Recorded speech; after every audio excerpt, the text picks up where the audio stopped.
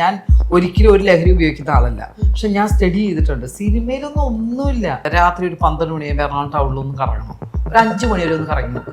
മലയാള സിനിമേനാണോ വെട്ടണത്? ഇവിടെയുള്ള എത്ര ചെറുപ്പക്കാർ, കുട്ടി പിള്ളേരും ആമ്പിള്ളേരും ഞാൻ കാണുന്ന, ഞാൻ ചിലപ്പോൾ അവിടെ പോയി നിന്നിട്ടുണ്ടാവും. എന്തിനാ ഇത് കാണാൻ വേണ്ടി? അതെന്തുകൊണ്ടാണ്? മദ്യം ഉപയോഗിച്ച പോലീസ് പിടിക്കും, പിടിക്കുന്നു. ഇതാകുമ്പോൾ വലിയ ഊതലൊന്നുമില്ല, ലഹരിയായിട്ട് നടക്കാം. ഈ ഡ്രസ്സ് ഇട്ട് വരുന്നതിലും അല്ലാത്ത കാര്യങ്ങളും നമ്മൾ അവരെ കൂടുതൽ നെഗറ്റീവ് കമന്റ്സ് പറയാതെ, അങ്ങനെയാണെങ്കിൽ ഒരു കാര്യം, ഫോറിനേഴ്സ് ഒന്നും ഇവിടെ കടക്കരുതല്ലോ. അവർ ഇതുപോലത്തെ നിക്കർ ഇട്ടിട്ടില്ല വരുന്നത്, എന്താ അവർ കുറ്റം പറയുമോ? പ്രണയം വല്ല വന്ന് തുടങ്ങിയിട്ടൊന്നുമില്ലല്ലോ അല്ലെ ചേച്ചി? അത് ഞാൻ ചോദിക്കാൻ വരുമായിരുന്നു. ഞങ്ങളോട് പറയാതെ ഇരുന്നിട്ട് കാര്യമില്ല. എത്ര പെട്ടെന്ന് ഇവരൊക്കെ പൊക്കും. വെട്ടും കുത്തും പ്രശ്നങ്ങളോ കാര്യങ്ങളൊന്നും ഉള്ള പടങ്ങളുണ്ട്. ഈ ഒരു പടത്തിനകത്ത് മോനെയും കൊണ്ട് പോകാലോ എന്നുള്ളൊരു സന്തോഷം. എന്റെ ഈ സൗണ്ട് വെച്ച് ആകെ പാടാൻ പറ്റിയതൊക്കെ എന്റെ കേരളം എത്ര സുന്ദരം, ഈ സൗണ്ട് അല്ലാതെ എന്റെ ഈ പാട്ട് നമ്മൾ കേൾക്കണ്ടേ? ഞാൻ എഴുതിയ പാട്ടാണ് വെച്ച് രക്ഷബാഷ്പത്തിനിടയിൽ ഞാൻ എഴുതിയ.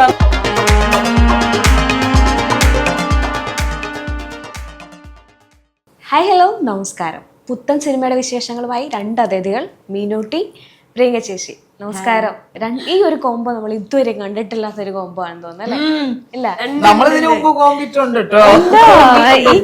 ഞാൻ വിചാരിച്ചത് ആദ്യമായിട്ടുള്ള കോംബോ ആയിരുന്നു. വർഷങ്ങൾക്ക് മുമ്പ്. അതെ, അല്ല, അത് വർഷങ്ങൾക്ക് മുന്നേ. ഇതിപ്പോ പുതിയ.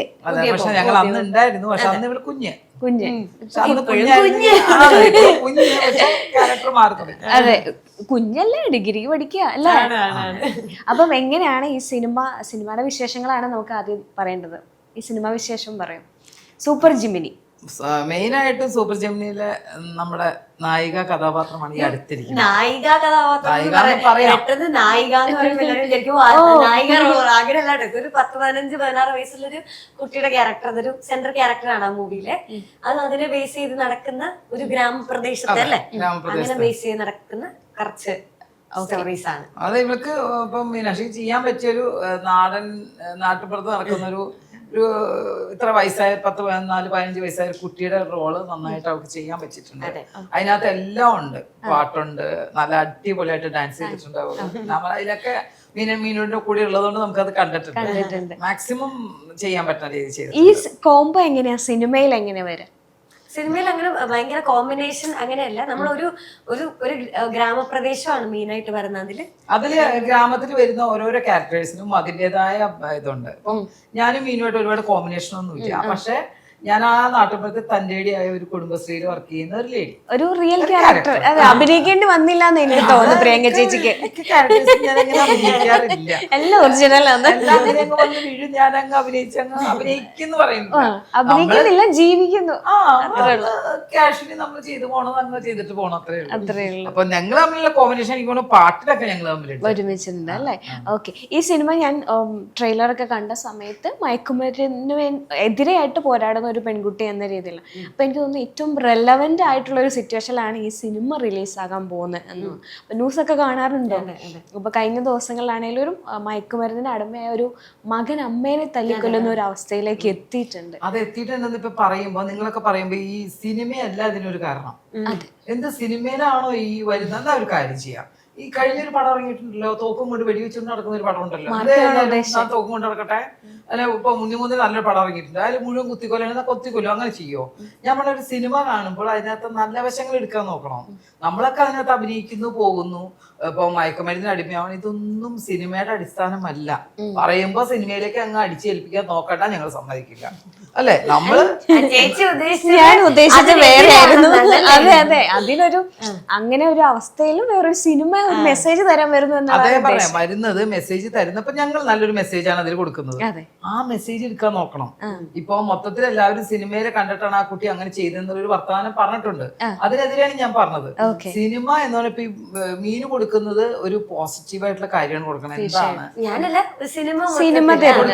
എന്താണ് ക്യാരക്ടർ കൊടുക്കുന്നത്, അതാണ് ജനങ്ങൾ ആൾക്കാരൊക്കെ സ്വീകരിക്കേണ്ടത്. അല്ല ചീത്തവശം മാത്രമല്ലോ പടത്തിൽ സ്വീകരിക്കുന്നത്. അതുകൊണ്ടാണ് ഞാൻ കുട്ടിയുടെ കാര്യം പറഞ്ഞപ്പോ ഞാൻ പറഞ്ഞത്, നമുക്ക് വിഷമമുള്ള കാര്യമാണ്. ഞാൻ 15 വയസ്സുള്ള ഒരു മോന്റെ അമ്മയാണ്. അപ്പൊ എനിക്കത് കേൾക്കുമ്പോ എത്രത്തോളം നമ്മൾ എന്ത് കഷ്ടപ്പെട്ടാണ് ആ മോനെ 15 വയസ്സ് വരെ വളർത്തിയെടുക്കുക. ഇനി ഇപ്പോഴത്തെ കാലഘട്ടത്തിൽ എങ്ങനെയാണെന്നറിയോ, ഒരു 17-18 ആകുമ്പോഴേക്കും അവർക്ക് ആസ്ട്രേലിയയിൽ പഠിക്കണം, അവിടെ പഠിക്കണം, ഇവിടെ പഠിക്കണം, UK പോകണം എന്നിട്ട് കുട്ടികൾ പോവുക. അതെ നമ്മുടെ കയ്യിലില്ല മക്കളിപ്പോ, ശരിയല്ലേ? അതെ. അപ്പൊ നമ്മൾ പണ്ട് എന്ന് പറഞ്ഞാൽ നമുക്ക് ഒരു 22 വയസ്സ് വരെയെങ്കിലും നമ്മുടെ അല്ല, ഇവൻ കുഞ്ഞുങ്ങൾ കല്യാണം കഴിക്കുന്നിടം വരെയും അമ്മമാരുടെ കൈകളിലുണ്ട്. അതുമില്ല. ചേച്ചിക്ക് ഈ ന്യൂസ് ഒക്കെ കേൾക്കുമ്പോ പേടിയാവുന്നുണ്ടോ ഒരു 15 വയസ്സുള്ള മകനെ വളർത്തിയെടുക്കാൻ? പേടിയില്ല. ഞാൻ പറയട്ടെ, നമ്മൾ കൊടുക്കുന്ന നമ്മൾ ശ്രദ്ധിക്കണം, കുറെയൊക്കെ നമ്മൾ ശ്രദ്ധിക്കേണ്ടത് തന്നെയാണ്. മക്കളെ നമ്മൾ ശ്രദ്ധിക്കണം. നമ്മുടെ കയ്യിൽ നിന്ന് പോയി ഒരു UK വളർന്നു വിട്ട് നമുക്ക് അവിടെ പോയി ശ്രദ്ധിക്കാൻ പറ്റുമോ? ഇല്ല. അപ്പൊ നമ്മൾ പേടിച്ചിട്ട് കാര്യമില്ല. നമ്മൾ അവരെ മാക്സിമം നമ്മൾ പറഞ്ഞു കൊടുത്തും വിളിച്ചും സംസാരിച്ചൊക്കെ അവരുടെ വഴിയിൽ നമ്മൾ കൊണ്ടുപോകാനായിട്ട് നോക്കുക. പിന്നെ ഈ പറഞ്ഞ പോലെ ഓരോ സെക്കൻഡാണ് ഒരാളുടെ മനസ്സ് മാറുന്നത്. അത് നമ്മൾ എത്ര ഗൈഡൻസ് കൊടുത്തിട്ടും കാര്യമില്ല. ഒരു നിമിഷം മതി കുഞ്ഞുങ്ങളുടെ മനസ്സ് മാറാനും നമ്മുടെ മനസ്സ് മാറാനും. അപ്പൊ പിന്നെ ദൈവത്തിന് നമുക്ക് പ്രാർത്ഥിക്കാൻ പറ്റുമെങ്കിൽ പ്രാർത്ഥിക്കാൻ നല്ല രീതിയിൽ പറ്റുക. നല്ലത് പേടിച്ച് നമ്മൾ ഒളിച്ചിട്ടോ അത് പേടിച്ച് ഇങ്ങനെ ജീവിച്ചിട്ടോ കാര്യമുണ്ടെന്ന് എനിക്ക് തോന്നിയിട്ടില്ല. മീനുവിനാണെങ്കിലും 2 കുഞ്ഞനിയന്മാര് വളർന്നു വരുന്നുണ്ട്, കോളേജിലൊക്കെ പോയി തുടങ്ങിയ ഒരു സമയമാണ്. അപ്പം ഇങ്ങനെ ഒരു സ്റ്റോറി ആയിട്ട് വരുമ്പോൾ എപ്പോഴെങ്കിലും അങ്ങനെ ഒരു റിയൽ ഇൻസിഡന്റ് കാണുമോ, അല്ലെങ്കിൽ അങ്ങനെ ഒരു ഫേസ് ചെയ്യോ, അങ്ങനെ എന്തെങ്കിലും ഉണ്ടായിട്ടുണ്ടോ? ഇല്ല, അങ്ങനെയൊന്നും ഒരിക്കലും ഉണ്ടായിട്ടില്ല. ഇതിപ്പം നമ്മുടെ മൂവി അതിന് കുറച്ച് നാളായി ഷൂട്ട് ചെയ്ത് കഴിഞ്ഞിട്ട് കുറച്ചൊരു ഗ്യാപ്പ് വന്നു. അതുകൊണ്ട് എനിക്ക് ഭയങ്കര ഫ്ലുവൻ്റ് ആയിട്ട് അതിനെപ്പറ്റി സംസാരിക്കാൻ പറ്റാത്തത് കേട്ടോ. അപ്പോൾ മൂവി അങ്ങനെ റിയൽ ആയിട്ട് ഇതുവരെ എനിക്ക് അങ്ങനെ ഒരു അനുഭവം ഉണ്ടാവുക അല്ലെങ്കിൽ ഞാനുമായിട്ട് ബന്ധപ്പെട്ട അങ്ങനെ കാര്യങ്ങൾ അങ്ങനെയൊന്നും സംഭവിച്ചിട്ടില്ല. പിന്നെ നമ്മൾ ഈ പറഞ്ഞ പോലെ അത് ഏത് ഫീൽഡിലാണെങ്കിലും എവിടെ ചെന്നാലും അങ്ങനെയൊക്കെ ഉണ്ടാവും. നമ്മള് അറിയുന്നില്ല, കേൾക്കുന്നില്ല എന്ന് ഉണ്ടാവുള്ളൂ. ചേച്ചി കുറേ വർഷങ്ങളായിട്ട് നമ്മുടെ മലയാളം ഇൻഡസ്ട്രിയിലുണ്ട്. അപ്പം പൊതുവെ കുറച്ച് ഹേമ കമ്മിറ്റി ആയി ബന്ധപ്പെട്ടുള്ള ചർച്ചകളൊക്കെ വരുമ്പോൾ മലയാള സിനിമയിൽ ലഹരിയുടെ ഉപയോഗം കൂടുതലാണ് എന്നുള്ളൊരു ചർച്ച വരുന്നുണ്ട്. ചേച്ചിയുടെ ഒരു അനുഭവം എന്താണ്? ഒരു കൂടുതലും മലയാള സിനിമയിലല്ല ഉള്ളത്. നിങ്ങൾക്ക് സംശയമില്ല, നിങ്ങൾ ചെയ്യേണ്ടത് രാത്രി ഒരു 12 മണിയാകുമ്പോൾ എറണാകുളം ടൗണിലൊന്ന് കറങ്ങണം. ഒരു 5 മണി വരെ ഒന്ന് കറങ്ങി നോക്ക്. മലയാള സിനിമേനാണോ വെട്ടണത്? ഇവിടെയുള്ള എത്ര ചെറുപ്പക്കാർ, കുട്ടി പിള്ളേരും ആമ്പിള്ളേരും ഞാൻ കാണുന്ന, ഞാൻ ചിലപ്പോൾ അവിടെ പോയി നിന്നിട്ടുണ്ടാവും. എന്തിനാ ഇത് കാണാൻ വേണ്ടി? ഞാൻ ഒരിക്കലും ഒരു ലഹരി ഉപയോഗിക്കുന്ന ആളല്ല. പക്ഷെ ഞാൻ സ്റ്റഡി ചെയ്തിട്ടുണ്ട്. സിനിമയിലൊന്നും ഒന്നുമില്ല. ഈ 5 മണി വരെ ഈ എറണാകുളം ടൗണിൽ നടക്കുന്നത് എന്താണെന്നുള്ളത് നിങ്ങൾ രാത്രി ഇറങ്ങി ഒന്ന് നോക്കണം. പല സ്ഥലങ്ങളും ഉണ്ട്. ആ ഏരിയയിലൊക്കെ ഒന്ന് പോയി കണ്ടാൽ എത്ര നല്ല പെൺകുട്ടികളും ആമ്പിള്ളേരും എല്ലാവരും ലഹരിക്ക് അടിമയായവരുണ്ടാവാം. 6 മണി വരെ പുറത്തിറങ്ങി നടക്കുന്ന ആൾക്കാർ ദൂരെ ആൾക്കാരുണ്ട്. സിനിമയിൽ എന്ത് ലഹരി എന്ന് പറഞ്ഞാൽ, സിനിമയില് ഇപ്പൊ ഞാൻ എപ്പോഴും പറയാറുണ്ട്, ഒരു പാടത്ത് ജോലി ചെയ്തോ അല്ലെങ്കിൽ എന്ത് ചെറിയ ജോലി ചെയ്ത് വരുന്നവരും ലാസ്റ്റ് ഈവനിങ് ആകുമ്പോൾ ചിലപ്പോൾ ഒരു ചെറിയ പൈന് എന്തെങ്കിലും കുടിക്കാൻ മേടിച്ചിട്ടായിരിക്കും വരുന്നത്. അത് അവരുടെ മനസ്സിൻ്റെ ഒരു സുഖമാണ്. എന്നാൽ പിന്നെ ഒരു കാര്യം ചെയ്യണം, നമുക്ക് ഇത് വലിയ ബുദ്ധിമുട്ടാണ്, ഇതങ്ങനെ മുഴുവൻ നിരോധിക്കി. എന്തിനും ഇതിവിടെ കേരളത്തിൽ കൊണ്ടുവരണം, നിരോധിച്ചൂടെ? അതെന്താ ചെയ്യാത്തത്? അപ്പോൾ നമുക്ക് കിട്ടുന്ന ആൾക്കാർ ഇത് കഴിക്കുന്നതുകൊണ്ട് തെറ്റെന്നൊന്നും പറയില്ല. ഡോക്ടേഴ്സ് തന്നെ പറയണമെന്ന് കേട്ടിട്ടുണ്ട്, ഒരെണ്ണം കഴിക്കാട്ടോ. അപ്പൊ കഴിക്കുന്നവർ കഴിക്കുന്നതിൽ അളവ് കൂടുതൽ ഉപയോഗിച്ച് ഉപദ്രവവും. അല്ല, മദ്യപാനം എന്നതിനേക്കാളും അതൊക്കെ മാറി. ഇപ്പം MDMA പോലുള്ള ലഹരി വസ്തുക്കളാണ് ഇപ്പൊ സജീവമായിട്ടോണ്ടിരിക്കുന്നത്. അതെന്തുകൊണ്ടാണ്? മദ്യം ഉപയോഗിച്ച പോലീസ് പിടിക്കും, പിടിക്കുന്നു. ഇതാകുമ്പോൾ വലിയ ഊതലൊന്നുമില്ല, ലഹരിയായിട്ട് നടക്കാം. അതുകൊണ്ടായിരിക്കും ഇതിനോട് ഇതാക്കണേ. അപ്പൊ ഞാൻ പറഞ്ഞു, ഇത് കടന്നു വരുന്ന ഒരുപാട് സ്ഥലങ്ങളിൽ നിന്നാണ് ഇതിവിടെ എത്തുന്നത്. അതൊക്കെ നിയന്ത്രിക്കാൻ നമുക്കിവിടെ എത്രയോ പോലീസ് സംവിധാനങ്ങളില്ലേ? എന്തുകൊണ്ടാണ് അത് നടപ്പിലാക്കാത്തത്? ഇപ്പൊ ഞാൻ പറഞ്ഞ ഒരു പാവപ്പെട്ട ഏതെങ്കിലും ഒരുത്തും വെള്ളം അടിച്ചവരും വെള്ളം അപ്പൊ പോലീസ് പിടിച്ചുകൊണ്ട് പോകും ഇല്ലേ? അപ്പൊ ഇതുപോലെ എത്ര സാധനങ്ങൾ നമ്മുടെ കേരളത്തിലേക്ക് എത്തുന്നുണ്ട് ഇല്ലേ? ആ എത്തുന്നവരോടും കണ്ടെടുക്കുക. പിന്നെ ഈ പറയുന്ന പോലെ ഇതിനൊക്കെ അഡിക്റ്റ് ആയിട്ടുള്ള ഒരുപാട് കഴിച്ചില്ലെങ്കിൽ ആത്മഹത്യ ചെയ്യും എന്ന് പറയുന്ന പ്രവണത ആൾക്കാർ വരെ നമ്മുടെ കേരളത്തിൽ ഇപ്പൊ ഉണ്ട്. ഇതൊക്കെ എങ്ങനെയെങ്കിലും തുടച്ച് നീക്കാൻ നോക്കണം. അല്ലാതെ നമ്മളിപ്പോ ഒരാൾ വിചാരിച്ചോണ്ടൊന്നും നടക്കരുത്. ഞാൻ ഒരാളിറങ്ങി റോട്ടിൽ പോയി എല്ലാവരും പറഞ്ഞു വല്ല കാര്യമുണ്ടോ? ഒന്നും നടക്കൂല. അപ്പൊ ഇത് സോഴ്സുകൾ ഇഷ്ടം പോലെ നമുക്ക് കിട്ടിക്കൊണ്ടിരിക്കുകയാണ് സാധനം കിട്ടാൻ വേണ്ടി. അതാണ് ഇതിനകത്ത് ഏറ്റവും അല്ല. സിനിമയിൽ കൂടെ എന്ന് പറയുന്നത്, സിനിമയിൽ നിന്ന് എടുത്തെടുത്ത് പറയേണ്ട എല്ലാവരും സിനിമയിലാണ് ലഹരി എന്ന്. സിനിമയിൽ നിന്നും വലിയ ലഹരിയൊന്നും ഇല്ല. റോഡിലോട്ട് ഇറങ്ങിയാൽ മതി. രാത്രി ലഹരി കാണണമെങ്കിൽ നിങ്ങൾ ഇറങ്ങും, എല്ലാ ദിവസവും ഇറങ്ങിക്കോ. പ്രത്യേകിച്ച് ഒരു വെള്ളി ശനി ഞായർ പറയണ്ട, കയറിയാൽ മതി അങ്ങോട്ട്, കാണാൻ പറ്റും. പക്ഷേ എന്നിരുന്നാലും മലയാളികളുടെ ലൈഫ് സ്റ്റൈൽ മാറി. ഇപ്പം നൈറ്റ് എല്ലാവരും എക്സ്പ്ലോർ ചെയ്യാൻ പുറത്ത് ഇറങ്ങുന്നുണ്ട്. പക്ഷെ അതിനെല്ലാം ലഹരിയായിട്ട് ഒരിക്കലും. ഞാനിപ്പോ രാത്രി ചിലപ്പോൾ ചില സമയത്ത് 11 മണി 12 മണിക്ക് ശേഷം ഒരു ചായ കുടിക്കാൻ തോന്നും. ചിലപ്പോൾ ഒരു രസം രാത്രി വൈബ്, അതിനൊക്കെ പോകണമെന്ന് തെറ്റൊന്നുമില്ല. അതൊക്കെ നമ്മുടെ മനസ്സിന്റെ സന്തോഷമാണ്. എല്ലാം ലഹരിക്കാന്ന് പറയരുത് അല്ലെ. ഒരു വണ്ടിയിലെടുത്ത് കറങ്ങി എല്ലാരും കൂടെ പാട്ടും വെച്ച് അടിച്ചു പൊളിച്ച് ഒരു ആ സമയമായിരിക്കും നമ്മൾ ഫ്രീ. ഇപ്പൊ നൈറ്റ് തന്നെ ബ്യൂട്ടി പാർലർ ഉണ്ട്, 24 hours ഉണ്ട്. നമുക്ക് രാവിലെ മുഴുവൻ ജോലി. പിന്നെ ഇപ്പൊ ഞാൻ തരാം 24 മണിക്കൂറിൽ പാർലറുള്ളത് ഞാൻ കാണിച്ചു തരാം. അവിടെ നമ്മുടെ പേര് പറഞ്ഞ പിന്നെ പ്രൊമോഷൻ ഞാൻ പറയാത്തത് ഉണ്ട്. അപ്പൊ എന്താ സുഖം എന്ന് പറയുന്നത്, നമ്മളിപ്പോ ഉള്ളവർക്ക് ഡബിങ് കഴിഞ്ഞ് ഫ്രീ ആയിട്ട് വീട്ടിൽ കിടന്നുറങ്ങുന്ന സമയത്ത് പാർലറിൽ പോയി സുഖമായിട്ട് നമുക്ക് ഉറക്കാം. അവിടെ കിടന്നുറങ്ങിയാലും കുഴപ്പമില്ലല്ലോ. പാർലർ വരെ സജീവമായി കഴിഞ്ഞു കേരളത്തിൽ. അതെ അതെ. എങ്ങനെയാ മീനുവിന് നൈറ്റ് ഡ്രൈവും നൈറ്റ് ലൈഫ് ഒക്കെ ഇഷ്ടമുള്ള ആളാണ്? എനിക്ക് ഇഷ്ടമുള്ള ആളാണ്. അങ്ങനെ ഒന്നിനോട് എതിർപ്പൊന്നുമില്ല. ഈ പറഞ്ഞ കാര്യത്തിനെ പറ്റി ഒന്നും വലിയ അറിവില്ലാത്തതുകൊണ്ട് മിണ്ടാതിരുന്നു. ഞാൻ എന്റെ വീട് കോട്ടയമാണ്. ഞാൻ കോട്ടയംകാരിയാണ്. പാതുവ എന്നാണ് എന്റെ സ്ഥലത്തിന്റെ പേര്. അപ്പം അതൊരു നാട്ടിൻ പ്രദേശമാണ്. അവിടുന്ന് വരുന്ന എനിക്കിതൊക്കെ കേൾക്കുമ്പോ രാത്രിയിലൊക്കെ ഉള്ള പാർലറുണ്ട്. പിന്നെ ഞാൻ അങ്ങനെ പാർലർ പോക്കൊക്കെ കുറവാണ്. അങ്ങനെ പോലില്ല. അതുകൊണ്ട് അങ്ങനെ അതിനെ പറ്റിയുള്ള കാര്യങ്ങളൊന്നും കൂടുതൽ അറിഞ്ഞുകൂടാ. അതുകൊണ്ട് ഞങ്ങള് അച്ഛയമ്മയൊക്കെ ആയിട്ടായാലും ഇപ്പം ഞാനും ഒറ്റയ്ക്കൊന്നും എങ്ങും പോയിട്ടില്ല. എങ്കിലും ഫ്രണ്ട്സ് ഒക്കെ ആയിട്ടാണെങ്കിലും ഒക്കെ അങ്ങനെയൊക്കെ പോകാറുണ്ട്. അതൊക്കെ എനിക്ക് ഭയങ്കര ഇഷ്ടമാണ്. അച്ഛനെ പറ്റി പറഞ്ഞു വരുമ്പോ മീനാക്ഷി ഏറ്റവും കണക്റ്റഡ് ആയിട്ടുള്ളത് അച്ഛനുമായിട്ടാണെന്ന് അറിയാം. അച്ഛനും അമ്മയും അല്ല എന്നാലും അച്ഛനോട് ഒരു ശകലം എവിടെയൊക്കെ ഉള്ള പോലെ നമുക്ക് ഫീൽ ചെയ്തിട്ടുണ്ട്. അപ്പം അച്ഛൻ പഠിച്ച സെയിം കോളേജിലാണ് ഇപ്പൊ പഠിക്കുന്നത്. ആ ഒരു എക്സ്പീരിയൻസ് ഭയങ്കരമായിട്ട് എഴുതി ഇട്ടിട്ടുണ്ടായിരുന്നു. എങ്ങനെ ഉണ്ടായിരുന്നു അച്ഛൻ പഠിച്ച കോളേജിൽ ആദ്യം ചെന്നപ്പോ? അതും ഈ പറഞ്ഞ പോലെ എനിക്ക് ആക്ച്വലി +2 കഴിഞ്ഞ സമയത്ത് സൈക്കോളജി ഒക്കെ എടുക്കണം എന്നായിരുന്നു. പക്ഷെ ഞാൻ നോക്കിയ കോഴ്സുകളും ഒക്കെ നമ്മുടെ കൊച്ചിയിലാണുള്ളത്. കൂടുതലും കൊച്ചിയിലും ബാക്കി സ്ഥലത്തൊക്കെ. പിന്നെ ഈ പറഞ്ഞ പോലെ വീട്ടിൽ നിന്ന് മാറി നിൽക്കാൻ പറ്റാത്തത് കൊണ്ട് പറയുമ്പോ നടക്കണം. എന്നാലും അതുകൊണ്ട് അതിന് പറ്റാത്തതുകൊണ്ടാണ് ഞാൻ നാട്ടിൽ തന്നെ ഏറ്റവും അടുത്തുള്ള നോക്കിയപ്പോ എന്റെ അച്ഛൻ പഠിച്ച കോളേജാണ്. അപ്പൊ അവിടെ എനിക്ക് അച്ഛൻ വിലസി നടത്തുന്ന സ്ഥലത്ത് ചെല്ലുക എന്ന് പറയുന്നത് എനിക്കും ഭയങ്കര സംഭവമാണ്. അതുപോലെ അവിടുത്തെ ടീച്ചേഴ്സ് ആയാലും ഒക്കെ സെന്റ് മേരീസ് കോളേജിലാണ് ഞാൻ പഠിക്കുന്നത്, മണർകാട്. ലിറ്ററേച്ചർ എടുത്തിരിക്കുന്നത്. നന്നായിട്ട് പോകുന്നു. നല്ല എക്സ്പീരിയൻസ് ആയിരുന്നു. കാരണം അവിടെയുള്ള ഓരോ സ്ഥലവും എന്നെ കഴിഞ്ഞും അച്ഛന് നന്നായിട്ട് അറിയാം. അതുകൊണ്ട് ഒരു കുരുത്തക്കേടും പറ്റില്ല അവിടെ. എനിക്ക് പൊതുവെ ഇങ്ങനെ വലിയ കുരുത്തക്കേടൊന്നുള്ള ആളല്ല. അപ്പൊ അതുകൊണ്ട് ഇപ്പം ടീച്ചേഴ്സിനെ ആയാലും ഇപ്പൊ പഠിക്കുന്ന കാര്യത്തിനായാലും ഒക്കെ എല്ലാരും ഭയങ്കര സപ്പോർട്ടീവായിട്ട്. അച്ഛനും വേണമെങ്കിൽ ഒന്ന് വിളിച്ച് അന്വേഷിക്കാനായിട്ട് എങ്ങനെയാ പഠിക്കുന്നുണ്ടോ അല്ലെങ്കിൽ ഓക്കെ ആണോ എന്നുള്ളത് വീട്ടുകാർക്ക് എപ്പോഴും കണക്റ്റഡ് ആയിട്ട് നിൽക്കാൻ കുറച്ചുകൂടി എളുപ്പം. അതിനേക്ക് ഉപരി കോളേജിൽ പോകാനുള്ള സമയം ഉണ്ടോ? ഇപ്പം പ്രോഗ്രാംസും സിനിമയൊക്കെ ആയിട്ട് തിരക്ക് പോകുമ്പോ കോളേജിൽ പോയി തുടങ്ങി. അത് പക്ഷെ മാനേജ് ചെയ്തേ പറ്റത്തുള്ളൂ എങ്ങനെയെങ്കിലും. ഇപ്പം രണ്ടും കൂടെ കൊണ്ടുപോകണം എന്ന ആഗ്രഹം എന്നുണ്ടെങ്കിൽ ഉറപ്പായിട്ടും നമ്മളല്ലേ രണ്ടും. എന്റെ വീട്ടിലൊരു ടീച്ചർ വരുന്നുണ്ട്. അപ്പൊ ഞാൻ 10th തൊട്ടേ അങ്ങനെയാ പഠിക്കുന്നത്. 10th വീട്ടിലൊരു കോച്ചിങ് പോലെ ടീച്ചർ വരാം. അപ്പൊ ഞാൻ ഡിഗ്രിക്ക് ചേർന്നപ്പോഴും അങ്ങനെ തന്നെ ഒരു മെസ്സ് വരും. അപ്പൊ ഞങ്ങൾ ഒന്നിച്ചിരുന്ന് പഠിക്കും. വീട്ടിലിരുന്നുള്ള സമയത്ത് സ്കൂളിൽ പോകും. അങ്ങനെ. അപ്പം ഫസ്റ്റ് ഡേ അച്ഛൻ പഠിച്ച കോളേജിൽ ചെല്ലുമ്പോൾ അച്ഛനുമായി റിലേറ്റ് ചെയ്തിട്ട് അല്ലെങ്കിൽ അച്ഛനെ അറിയാവുന്ന ആൾക്കാർ ആരെങ്കിലും ഉണ്ടായിരുന്നു? ഒത്തിരി പേരുണ്ടായിരുന്നു. ഒന്നാമത് ഞങ്ങളുടെ നാടാണ്. ഞങ്ങളുടെ നാട് അവിടെ തന്നെയാണല്ലോ. അപ്പം ഒരുപാട് പേരുണ്ടായിരുന്നു. ഒന്നാമത് അച്ഛന്റെ വീരകഥയൊക്കെ കേൾക്കുന്ന മേനീര ഞാനാണ്. അപ്പം അത് പറഞ്ഞ് എനിക്ക് നല്ലോണം അറിയാം സ്ഥലമൊക്കെ. അപ്പം ഞാൻ ചെല്ലുന്നത് ആദ്യമായിട്ടാണെന്നേ ഉള്ളൂ. ഞാൻ കേട്ട് ഒരുപാട് പരിചയമുള്ള സ്ഥലമായിരുന്നു. അതുപോലെ തന്നെ എനിക്ക് ഭയങ്കര ഇഷ്ടമാണ് ഞങ്ങളുടെ കോളേജും. പണ്ടത്തെ കോളേജല്ലേ. അപ്പം അടിപൊളിയാണ്. ചേച്ചി കോളേജ് ലൈഫിലേക്ക് തിരിച്ചു പോയോ?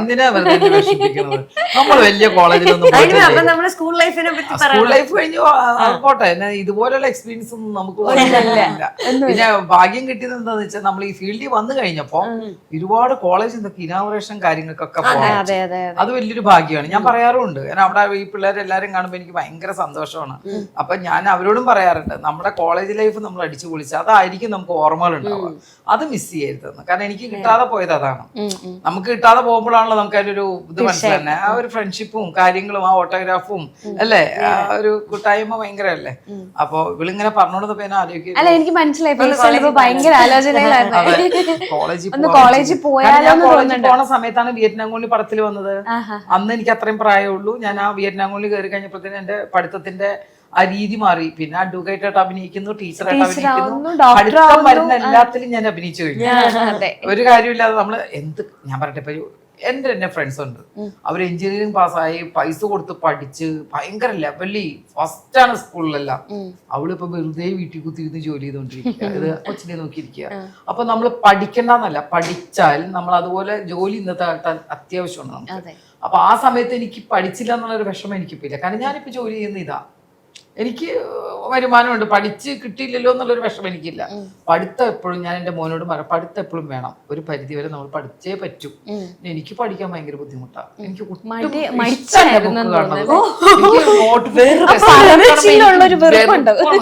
കഷ്ടപ്പെട്ടൊക്കെയാണ് അത് നോക്കുന്നത് തന്നെ.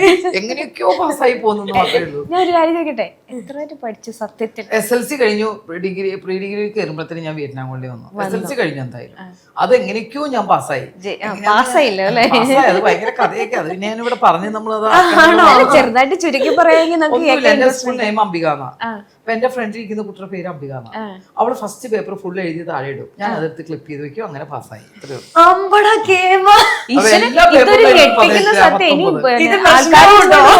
ആയിക്കോട്ടെ, അതിന് കുഴപ്പമൊന്നുമില്ല, എന്തായാലും പാസ്സായി വന്നല്ലോ. വർഷങ്ങൾക്ക് മുമ്പുള്ള സാധനങ്ങൾ ഇപ്പൊ കുത്തി പൊങ്ങുന്നേ സാറില്ല. ഇതുകൊണ്ട് വല്ല പ്രശ്നം ഉണ്ടാവണേ ഞാൻ അനുഭവിച്ചോളാം. ഒന്നും ചെയ്യാനില്ലല്ലോ. എങ്ങനെയൊക്കെയോ പാസ്സായി, അങ്ങനെ കയറി. അല്ല, പേപ്പർ താഴെ വന്നപ്പോ എന്റെ പേരും അവളുടെ പേര് അംബിക എന്നാ. കൺഫ്യൂഷൻ വേണ്ടെന്ന് വെച്ചിട്ട് ഞാൻ പറഞ്ഞതാണ് അംബിക. എനിക്ക് തോന്നുന്നു ആ കുട്ടി 2 തവണ എക്സാം എഴുതുന്നുണ്ടോ. കൂട്ടുകാരി പിന്നെ എപ്പോഴെങ്കിലും കണ്ടിട്ടുണ്ടോ? ഇപ്പോഴത്തെ കൂട്ടുകാരികളെ കണ്ട എനിക്ക് തന്നെ സങ്കടം. നിങ്ങളെന്താ ഇങ്ങനെ തന്നെ ഇരിക്കണേ? എനിക്കിപ്പോ വയസ്സ് 10-25 ആയിട്ടുള്ളൂ മാനസികമായിട്ട് പറയുമ്പോ. അപ്പൊ ഞാൻ പറഞ്ഞ മക്കളെ, മനസ്സിനാണ് നമ്മൾ പ്രായം കൊടുക്കേണ്ടത്. നമ്മൾ ഇങ്ങനെ ഇരുന്ന് പോണം. എപ്പോഴും നമ്മൾ ചിന്തിക്കേണ്ടത് 25 വയസ്സായവരുടെ കാര്യങ്ങൾ നമ്മൾ ചിന്തിച്ചോണ്ടിരിക്കും. അല്ല, മനസ്സിന് നമുക്ക് ഒരിക്കലും പ്രായമാവുന്നില്ലല്ലോ. അപ്പൊ എന്തുണ്ടാവും? നമ്മുടെ ശരീരം നമ്മുടെ അതുപോലെ ഇനി മീനൂട്ടി വലുതായി കുറെ എന്റെ പ്രായമാകുമ്പോൾ ചിലപ്പോ ഞാൻ ഇങ്ങനെ ഇരുന്നു അന്നും ഇങ്ങനെ തന്നെ ഇരിക്കും. ചേച്ചി, ഇപ്പം ചേച്ചി ഇനാഗുറേഷനെ പറ്റി പറഞ്ഞു. ഇപ്പം നമ്മൾ ഈ ഇടയ്ക്ക് ഒരു ഇഷ്യൂ ഉണ്ടായി, സമൂഹ മാധ്യമങ്ങളെല്ലാം വൈറലാണ്. ഇനാഗുറേഷനുമായി റിലേറ്റ് ചെയ്തിട്ടുള്ള ഒരു നായിക ഹണി റോസുമായി ബന്ധപ്പെട്ടിട്ട്. അവിടെ അതിനെപ്പറ്റി അല്ല നമ്മൾ ചോദിക്കാൻ പോകുന്നത്. മലയാളികളുടെ അല്ലെങ്കിൽ സ്ത്രീകളുടെ വസ്ത്ര സ്വാതന്ത്ര്യത്തിനെ ലംഘിക്കുന്ന രീതിയിലുള്ള ചർച്ചകളാണ് വന്നുകൊണ്ടിരിക്കുന്നത്. ആ മേഖലയിൽ പ്രവർത്തിക്കുന്ന ഒരാളെന്ന നിലയിൽ ചേച്ചിക്ക് എന്താ പറയാനുള്ളത്? നമ്മൾ വസ്ത്രം ധരിക്കുന്നത് നമ്മുടെ കംഫർട്ടാണ്. ഞാനിപ്പോൾ ഈ ഉടുപ്പിടുന്നത് എൻ്റെ ഇഷ്ടത്തിനാണ്. ഞാൻ എനിക്ക് കണ്ണാടി കുഴപ്പമില്ല, ഇത് മതി എന്ന് ഞാൻ വിചാരിക്കും. അതുപോലെ ഓരോരുത്തരും ഇപ്പോൾ ഇവിടെ ഇടുന്ന ഡ്രസ്സ് ഈ കുട്ടിയുടെ കംഫർട്ടാണ് അവിടെ ഇട്ടിരിക്കുന്നത്. എനിക്കിപ്പോൾ ഇതുപോലത്തെ ഡ്രസ്സ് ഇട്ട് എനിക്ക് ചിലപ്പോൾ ചേർന്നില്ല. ഞാൻ ഇട്ട ഒന്നാമത് എൻ്റെ ഫാമിലി എന്നെ പറയും, ഇത് ഇട്ടിട്ടെങ്കിൽ കാല് തല്ലി ഒടിക്കുമെന്ന് പറയും. അങ്ങനെയാണ് എൻ്റെ വീട്ടിലുള്ളവർ. അപ്പം ഞാൻ കുടുംബത്തെയും നോക്കണം. എൻ്റെ ഡ്രസ്സിങ് എൻ്റെ മനസ്സിൻ്റെ ഇഷ്ടമാണ്. അപ്പം ഞാൻ വേറൊരു ചോദ്യം, ഇപ്പോൾ ഒരു വിവാദം ഉണ്ടായെന്ന് പറഞ്ഞു. അവരുടെ ഇഷ്ടമാണ്, അവർ ഡ്രസ്സ് ഇട്ട് വരുന്നത്. അവർക്ക് ആവശ്യമുണ്ട്, അവരെ കാണാൻ ആൾക്കാരുണ്ട്. ചിലപ്പോൾ അവർ ഏത് തരത്തിൽ വേണം ഡ്രസ്സ് ഇട്ട് വരും. ഈ ഡ്രസ്സ് ഇട്ട് വരുന്നതിനും അല്ലാത്ത കാര്യങ്ങളും നമ്മൾ അവരെ കൂടുതൽ നെഗറ്റീവ് കമന്റ്സ് പറയാതെ, അങ്ങനെയാണെങ്കിൽ ഒരു കാര്യം, ഫോറിനേഴ്സ് ഒന്നും ഇവിടെ കടക്കരുതല്ലോ. അവർ ഇതുപോലത്തെ നിക്കർ ഇട്ടിട്ടില്ലേ വരുന്നത്, എന്താ അവർ കുറ്റം പറയുമോ? അവർ ചിലപ്പോൾ ഒന്നും ചെറിയ ഒരു ബിഗിനി ഇട്ടിട്ട് അവിടെ കറക്കണമാണ്. നമ്മൾ അതൊക്കെ നോക്കിയാൽ നമുക്ക് എന്ത് ചെയ്യാൻ പറ്റും? അവരുടെ ഡ്രസ് കോഡ് മാറ്റാൻ പറ്റും. ഒരു കാര്യം ചെയ്യാം, അവരൊക്കെ മാറ്റി നമുക്ക് സെറ്റ് മുണ്ടൊക്കെ ഒടിപ്പിക്കാം. അവരെടുക്കുമോ? ഞാൻ പറഞ്ഞ ഡ്രസ്സ് എന്ന് പറയുന്നത് ഒരാളുടെ അവകാശമാണ് എന്ന് വെച്ച് ജനങ്ങളിൽ ഇപ്പം നമ്മുടെ ഇവിടെയുള്ള കുറേ ആൾക്കാർക്കൊക്കെ, ആണുങ്ങളെ പൊതുവെ സംബന്ധിച്ച് നമ്മുടെ ഇവിടെ നാട്ടിലുള്ള ഏത് പെണ്ണാണെങ്കിലും, എത്ര മോഡേൺ പെണ്ണാണെങ്കിലും ആ പിള്ളേർക്കൊരു രീതിയുണ്ട്. ഒരുപാട് വൾഗർ ഡ്രസ്സ് കാണാൻ അവർക്ക് ഇഷ്ടമില്ല. അത് നമുക്ക് മനസ്സിലാവും. ആരും പറയില്ല, ഒരാണും പറയില്ല. നീ ചെറിയ ഇന്റർവ്യൂ നടക്കുന്ന ഒരിക്കലും ഒരു പെണ്ണോട് പറയില്ല.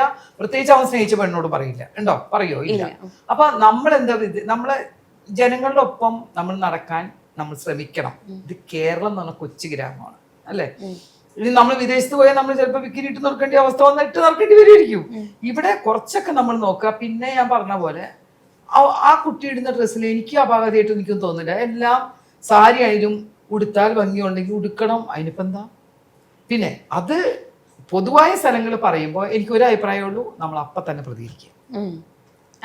എന്നെ ഒരാൾ സ്റ്റേജിൽ എന്തെങ്കിലും പറഞ്ഞാൽ ഞാൻ അപ്പം തന്നെ മൈക്ക് പിടിച്ചത് അത് ശരിയായില്ല കേട്ടോ, എന്തിനാ അന്നേ നമ്മളെ ആ ഒരു രീതിയിൽ പറയുന്ന ആളാണ് ഞാൻ. ഓരോരുത്തർക്കും ഓരോ രീതിയല്ലേ. അപ്പൊ അതിനെക്കുറിച്ച് നമ്മൾ കമന്റ് പറയാനൊന്നും ഞാൻ തയ്യാറല്ല. ഞാൻ അതിൻ്റെ ആളുമല്ല. അവർക്ക് അത്രയും ഓഡിയൻസും മാത്രമേ, ഞാൻ ചെന്നാൽ അത്രയില്ല. ഇവര് വന്നാൽ എന്തുമാത്രം ജനങ്ങൾ കാണാൻ വരുന്നുണ്ട്. എന്തുകൊണ്ടാ? അവരുടെ ഇഷ്ടം കൊണ്ടായിരിക്കും. പിന്നെ എത്ര നല്ലത് ചെയ്താലും നെഗറ്റീവ് കമന്റ്സ് ഉറപ്പാ. എന്ത് നല്ലത് ചെയ്താലും. പിന്നെ അതൊക്കെ നോക്കേണ്ട കാര്യമുണ്ടോ? നമ്മൾ പോകുന്ന റൂട്ട് നമ്മൾ നോക്കി പോവുക, അത്രേ ഉള്ളൂ. എനിക്ക് അതിനകത്ത് വേറെ അഭിപ്രായം. നമുക്ക് ഇഷ്ടമുള്ള വസ്ത്രം ധരിച്ച് ഇഷ്ടമുള്ള വസ്ത്രങ്ങൾ നമുക്ക് ധരിക്കാം. അപ്പൊ എനിക്ക് പറ്റാത്ത ഡ്രസ്സ് ഞാൻ പറഞ്ഞു, ഇപ്പൊ ഈ ഡ്രസ്സ് ഇട്ട് ഞാൻ വന്ന നിങ്ങളുടെ അവസ്ഥ എന്തായിരിക്കും? ആരും അക്സെപ്റ്റ് ചെയ്യില്ല. എന്റെ വീട്ടിൽ നിന്ന് ആദ്യമേ എന്നെ വീട്ടിൽ നിന്ന് പുറത്തിറക്കി വിട്ടിട്ടുണ്ടാവും. അപ്പൊ നമ്മൾക്ക് എല്ലാവരും കൂടെ യോജിച്ച് നമുക്ക് തന്നെ മനസ്സിലാക്കുക. നമ്മൾ നമ്മളെ അനലൈസ് ചെയ്യാൻ പഠിക്കുക. നമ്മൾ എന്താണ് ചെയ്യേണ്ടത്, എന്താണുള്ളത്. അല്ലാതെ മറ്റുള്ള കുറ്റം വേണ്ട കാര്യമില്ല. ഞാൻ ഇപ്പൊ പറഞ്ഞ പോലെ എന്ത് ചെയ്താലും നെഗറ്റീവ് കമന്റ്സ് ഉറപ്പാ. നല്ലത് ചെയ്താലും കിട്ടും. മീനുവിന് ഇടയ്ക്ക് അതുപോലെ ഒരു പണി കിട്ടിയെന്ന് തോന്നുന്നു അല്ലെ? ഫ്രണ്ടുമായിട്ടുള്ള ഒരു ഫോട്ടോ ഇട്ടപ്പം സോഷ്യൽ മീഡിയ മീനാക്ഷി പ്രണയത്തിൽ എന്ന് പറഞ്ഞിട്ട് കുറെ തമാശയൊക്കെ അങ്ങോട്ട് ആ വഴിക്കങ്ങ്. പക്ഷെ അവര് ആക്ച്വലി ആ തമ്മനയിലേ അങ്ങനെ ഉള്ളൂ. അതിന്റെ അകത്ത് കയറി വായിക്കുമ്പോൾ അവര് ഭയങ്കര നന്നായിട്ട് എഴുതിയിരിക്കുന്നത്. ഇവര് ചെറുപ്പം മുതലേ ഫ്രണ്ട്സ് ആണ്, ഞങ്ങൾ ഒന്നിച്ച് നോക്കിയത് ആൾക്കാരാ. കൗശിക്കൽ. അതെ അതെ അതെ. അപ്പം അതിനെപ്പറ്റി അതിന്റെ അകത്ത് മൊത്തം നന്നായിട്ട് ഇവരുടെ ഫാമിലി ആയിട്ടൊക്കെ അടുപ്പാണ്. അപ്പൊ പിന്നെ അവര് പറഞ്ഞതിലൊന്നും തെറ്റില്ല. ആണോ എന്ന് ചോദിച്ചൊരു ക്വസ്റ്റ്യൻ മാർക്ക് അല്ല. ആണോ മാത്രല്ല മീനാക്ഷി പ്രണയത്തിൽ കാമുകനെ വെളിപ്പെടുത്തി എന്ന് പറഞ്ഞ കുറെ സാധനങ്ങൾ നമ്മുടെ മനോരമയിൽ വന്ന കുറെ ആർട്ടിക്കിൾ കണ്ടിരുന്നു. അപ്പം അതിന്റെ അകത്ത് അവർ പറഞ്ഞ പോലെ നല്ലതായി എഴുതിയിരിക്കുന്നത്. ഫ്രണ്ട്സ് ആണെന്ന് തന്നെ അവർ എഴുതിയിരിക്കുന്നത്. തമ്മിൽ കാണുമ്പോ നമുക്ക് എന്ന് തോന്നുന്നുള്ളൂ. പ്രണയം വന്ന് തുടങ്ങിയിട്ടൊന്നുമില്ലല്ലോ അല്ലേ ചേച്ചി? അത് ഞാൻ ചോദിക്കാൻ വരുമായിരുന്നു. ഞാനും ചേച്ചി നൈസായിട്ട് ഒന്ന് ചോദിച്ചിട്ട് ചോദിച്ചാലും ഇങ്ങനെയാ പറയും. ഇപ്പൊ എനിക്ക് തോന്നുന്നില്ല അതിനെപ്പറ്റി. കാര്യമുണ്ട്, എവിടെ ഒളിച്ചിരുന്നാലും കണ്ടുപിടിക്കും. ഞങ്ങളോട് പറയാതെ ഇവരൊക്കെ പൊക്കും. മറച്ചു വെക്കാൻ ഇപ്പൊ ചാനലിന്റെ മാധ്യമങ്ങളുടെ മുമ്പിൽ ഒന്നും നടക്കും. അങ്ങനെയല്ല. ഇപ്പം എനിക്ക് തോന്നുന്നില്ല. ഇനിയിപ്പം എനിക്ക് 19 വയസ്സേ ആയിട്ടുള്ളൂ. 19 വയസ്സിൽ 17 വയസ്സിൽ അല്ല, ഇപ്പൊ 19 വയസ്സിൽ എന്റെ റിലേഷൻഷിപ്പ് ഞാൻ പുറത്ത് പറഞ്ഞിട്ട് എല്ലാവർക്കും അത് കേൾക്കാനായിട്ട് ഇങ്ങനെ ഇരിക്കുകയാണെന്ന് എനിക്ക് തോന്നുന്നു. അല്ല, ഞാൻ പറഞ്ഞതാ. ഞാൻ എന്ത് ചേച്ചി ഒരു 5 മിനിറ്റിലേക്ക് ഇവിടെ ഇരിക്കുവാണെങ്കിൽ മീനാക്ഷി സത്യം പറയും, ഞാൻ അവിടെ ഇരിക്കാം. ഒരു കുറച്ചേരം ചേച്ചി ഇവിടെ ഇരുന്നാണ് നോക്കട്ടെ എവിടെ വരെ പോകുന്നത് നമുക്കറിയാം. ഞാൻ പറഞ്ഞ മീനാക്ഷിക്ക് ഇപ്പൊ ഒരു പ്രണയത്തിന്റെ കാര്യമില്ലേ വന്നുള്ളൂ. കഴിഞ്ഞ ന്യൂസ് കണ്ടായിരുന്നോ? പ്രിയങ്ക ആത്മഹത്യ ചെയ്തു. അതെ അതെ, അത് ഞാൻ കണ്ടായിരുന്നു. അല്ല, എത്ര തവണ ചേച്ചി മരിച്ചിട്ടുണ്ട്? എന്നെ കുറെ പേര് മരിച്ച് ആത്മഹത്യ ചെയ്തു. ഒത്തിരി പേര് അങ്ങനെ പറയുമല്ലോ. ഇപ്പം ആരെങ്കിലും ഞാൻ തന്നെ ഞെട്ടിപ്പോയോ അയ്യോ ഇവര് മരിച്ചുപോയോ അങ്ങനെ. പക്ഷെ എന്നെ വിളിച്ച് ചോദിച്ചിട്ടുണ്ട്. ഫോൺ എടുത്തപ്പോ ഞാൻ എടുത്ത് പ്രിയങ്കയ്ക്ക് ഒന്ന് കൊടുക്കുവോ? അയ്യോ പ്രിയങ്ക എവിടെ? ഞാൻ പറയാം എന്റെ എന്നെ മരിച്ചെന്നാണെങ്കിൽ ഞാൻ അറിഞ്ഞു. ഞാൻ മരിച്ചിട്ടില്ല, മരിക്കാറാവുമ്പോ ഞാൻ പറഞ്ഞിട്ട് മരിക്കട്ടോ എന്ന് പറഞ്ഞപ്പോൾ എത്രയോ പേര്. അതൊക്കെ ന്യൂസുകൾ അത് എഴുതിയിരിക്കുന്നത് എന്താണ്? ആദ്യം മാത്രം അകത്ത് ചിലപ്പോ ആത്മഹത്യ ചെയ്യാൻ ശ്രമിച്ചിരുന്നു. സിനിമയിലെ ന്യൂസിന്റെ കാര്യം നോക്കിയിട്ട് കാര്യമില്ല, അതൊക്കെ അങ്ങനെ വന്നോണ്ടിരിക്കും. ഈ ന്യൂസ് കണ്ടപ്പോ കൗശിക്ക് എന്ത് പറഞ്ഞോ? ഞങ്ങളെല്ലാരും ചിരിച്ചു. എല്ലാം പ്രത്യേകിച്ച് എന്താ പറയാ, ഞങ്ങൾക്ക് അങ്ങനെ പ്രത്യേകിച്ച് ഇത് റെലവെന്റ് ആയിട്ടുള്ള ഒരു പ്രശ്നമായിട്ടൊന്നും ഫീൽ ചെയ്തില്ല. അപ്പം എല്ലാരും ചിരിച്ചു. അതിന്റെ അടിയിൽ ഞാൻ വിചാരിച്ചു ഇപ്പം ആൾക്കാരെന്താ എന്താ പുറത്തുനിന്നുള്ള ആർക്ക് ഫീൽ ചെയ്യണമെന്ന് അറിയണല്ലോ. അപ്പൊ ഞാൻ കമന്റ്സ് നോക്കിയപ്പോഴും എല്ലാരും ചിരിക്കുന്നു. അപ്പൊ പിന്നെ എനിക്ക് തോന്നുന്നില്ല അത് ഭയങ്കര ഒരു എല്ലാരും അയ്യോ അങ്ങനെ ആണോ എന്ന് ചോദിച്ചാൽ എല്ലാരും അത് ഭയങ്കര എന്തോ മറ്റേ കോമഡി കണ്ട പോലെ അതങ്ങ് വിട്ടു. ഞങ്ങളും അതന്നെ. നിങ്ങളെ രണ്ടുപേരെയും കണക്ട് ചെയ്യുന്ന ഒരു വ്യക്തിയുണ്ട്. ആളുടെ മറുപടി എന്തായിരുന്നു എന്ന് എനിക്കറിയാൻ ഭയങ്കര ആഗ്രഹമുണ്ട്. എം ജി ചേട്ടൻ, എം ജി ശ്രീകുമാർ എന്ത് പറഞ്ഞു? ഇല്ല, ഞങ്ങളുടെ ഇടയിൽ ഇതങ്ങനെ വലിയ ചർച്ചയായ വിഷയമൊന്നും അല്ല. ഇപ്പൊ ചേച്ചി പറയുമ്പോഴാണ് എന്നോട് അങ്ങനെ വേറെ ആരും ഇതിനെ പറ്റി ഒന്നും ചോദിച്ചിട്ടൊന്നുമില്ല. ഞങ്ങളിങ്ങനെ ഇതിനെപ്പറ്റി സംസാരിക്കും, ഇത് വന്നെന്നും പറയും ഇങ്ങനെ സാധനം വന്നു, അങ്ങനെയൊന്നും ആയിട്ടൊന്നുമില്ല. അതുകൊണ്ട് അങ്ങനെ ആരും കമന്റ് പറഞ്ഞിട്ടില്ല ഇതിനെപ്പറ്റി. അങ്ങനെ ടോപ്പ് സിംഗറിലെ ഏറ്റവും അതായത് ടോപ്പ് സിംഗറിലൂടെ വളർന്നു വന്ന മീൻസ് കരിയർ അല്ല, കുഞ്ഞിനാൾ തൊട്ടേ ടോപ്പ് സിംഗറിന്റെ ആങ്കർ ആയിട്ട് വന്ന ഒരു വ്യക്തിയാണ്. ഇപ്പൊ മീനുവിന്റെ കൂടെ ഒരാളും കൂടെ ഉണ്ടെങ്കിലും മീനു ആണ് അതിന്റെ ഒരു എപ്പോഴും ടോപ്പ് സിംഗർ മീനു എന്നുള്ള രീതിയിലാണ് നമ്മൾ കാണുന്നത്. ആ ഒരു എക്സ്പീരിയൻസ് എങ്ങനെയാണ്? നല്ല എക്സ്പീരിയൻസ് ആണ്. കാരണം ഞാൻ ഇപ്പൊ ഒരു 5-6 വർഷം ആവാനായി ടോപ്പ് സിംഗറിൽ ജോയിൻ ചെയ്തിട്ട്. ഞാൻ എന്താ പറയാ ഇപ്പൊ ഇങ്ങനെ എല്ലാ പ്രാവശ്യം എല്ലാ ദിവസവും നമ്മൾ നേരത്തെ പറഞ്ഞ സ്കൂളിലൊന്നും പോകാൻ പറ്റുന്ന ഒരാളല്ലായിരുന്നു. കാരണം ഈ ഷൂട്ടൊക്കെ വരുമ്പോൾ മിക്ക ദിവസവും അതങ്ങ് മുടങ്ങിപ്പോകും. അപ്പൊ അങ്ങനെയുള്ള സമയത്ത് എനിക്ക് ഭയങ്കരമായിട്ട് അടുത്ത കൂട്ടുകാരൊന്നും ഇല്ലാത്ത സമയത്ത് ഒരു 12-13 വയസ്സുള്ളപ്പോഴാണ് ഞാൻ ആദ്യമായിട്ട് ടോപ്പ് സിംഗറിൽ വരുന്നത്. ഞാൻ ഇതുപോലൊരു ഗസ്റ്റ് ആയിട്ട് വന്നതാണ്. പിന്നെ അവിടെ വന്നു കഴിഞ്ഞപ്പോൾ ഞങ്ങളെല്ലാവരും ഈ പറഞ്ഞ ആളുൾപ്പെടെ എല്ലാവരും ഒരു പ്രായത്തിലുള്ള ആൾക്കാരാണ്. ഇപ്പം ആൺകുട്ടികളായാലും പെൺകുട്ടികളായാലും ഞങ്ങൾ ഇപ്പോഴും ആ സീസൺ 1ലുള്ള ആൾക്കാരുമായിട്ട് 6 വർഷത്തെ പരിചയമാണ്. അത് ഇപ്പോഴും അതിനൊരു കുഴപ്പവും വരാതെ ഞങ്ങൾ എല്ലാവരും അങ്ങോട്ടും ഇങ്ങോട്ടും ഇപ്പം വീഡിയോ കോൾ ചെയ്യാനാണെങ്കിലും സംസാരിക്കാൻ ഞാൻ എവിടെ പോകുമ്പോഴും ഞങ്ങൾ എല്ലാവരും തമ്മിലൊരു കോണ്ടാക്ട് ഉണ്ടായിരിക്കും. ഇപ്പോഴും ആ ഫ്രണ്ട്ഷിപ്പ് അത് അങ്ങനെ തന്നെ നിൽക്കുന്നുണ്ട്. നിങ്ങളുടെ ഇടയിലേക്ക് പുറത്തുനിന്ന് പെട്ടെന്ന് വന്ന ഒരാള് ബിന്നി ചേച്ചിയാണ്. എം ജി ചേട്ടനൊക്കെ ആണെങ്കിലും കൂടെ ഉണ്ടായിരുന്നത്. അപ്പൊ ബിന്നി ചേച്ചി വന്നപ്പോ ഒന്നുകൂടെ ഒരു ഫൺ എലമെന്റ് കൂടിയെന്ന് തോന്നി. അതെ, ബിന്നി ആന്റി ആണെങ്കിലും ഇടയ്ക്കിടയ്ക്ക് വരാറുണ്ട്. ബിന്നി ആന്റി സീസൺ എപ്പോഴും വരാറുണ്ട്. അങ്ങനെ പുതിയതായിട്ട് വന്ന ഒരാളല്ല. ഇപ്പം അനുരാധ ആന്റി ആണെങ്കിലും ഒക്കെ എപ്പോഴും വരാറുണ്ട് ഇവരൊക്കെ ഇടയ്ക്കിടയ്ക്ക്. ബിന്നി ആന്റി പിന്നെ എപ്പോഴും കോമഡി.